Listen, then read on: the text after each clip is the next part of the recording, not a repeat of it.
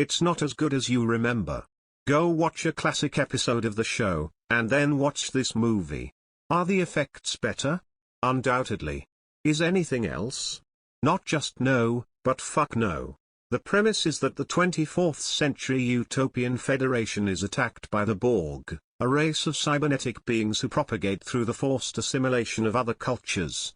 When the Borg are thwarted in the 24th century, they time travel back to the middle of the 21st century, 2063 to be exact, to prevent Zefram Cochrane from discovering warp technology, a technological leap destined to initiate man's first contact with an alien race, which will eventually lead to the creation of the United Federation of Planets.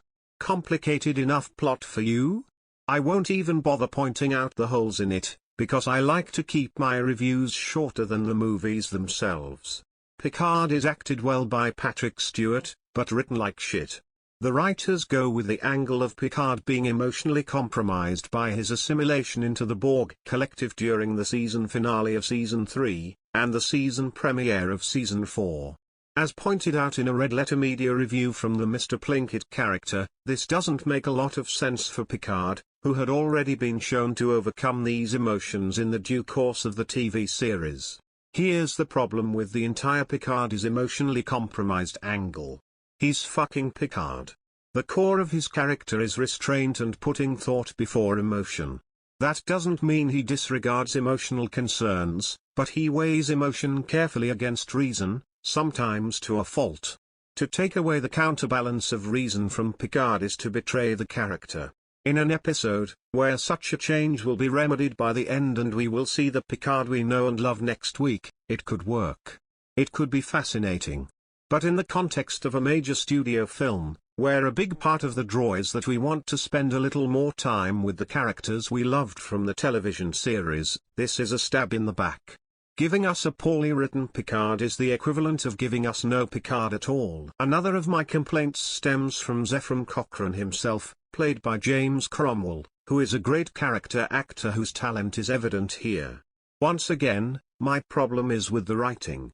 Zefram Cochrane is a larger-than-life figure in Federation lore. He's revered for making the single greatest discovery in the history of mankind, warp travel, faster-than-light travel. The urge to subvert expectation with this character makes perfect sense to me. I didn't mind that the movie portrayed him as a drunk. I didn't mind that the movie portrayed him as a womanizer. I didn't mind that the movie portrayed him as a self-interested man who only cared about making money. What really boiled my balls is that they made him a fucking idiot. When the Enterprise crew tell him about the Borg, he says something like, "Wah-ah-ah? More bad guys?" He never demonstrates even the tiniest spark of intelligence or even cleverness in the entire runtime of the movie. Yet we are supposed to believe that he made the greatest scientific discovery in human history? It would be like going back in time to find Albert Einstein sticking his dick in the toaster to warm it up on a cold day. The bad writing is not localized to Picard and Cochrane, but they're the biggest victims. What's good about it? The Borg are cool, particularly their queen, who makes her debut here. She's very techno-fetishistic, very BDSM orgy at H.R. Giger's house. I like her. I also like, but don't love, Data's story arc here. It really deserved more screen time, since it raised intriguing philosophical questions that could have actually made the entire movie much more challenging, but I guess the film had to cut down on such things to make more room for action sequences that haven't exactly aged like wine, drunken Troy hijinks, Worf one-liners like assimilate. This. And Picard biceps. Piece of shit. 2 stars.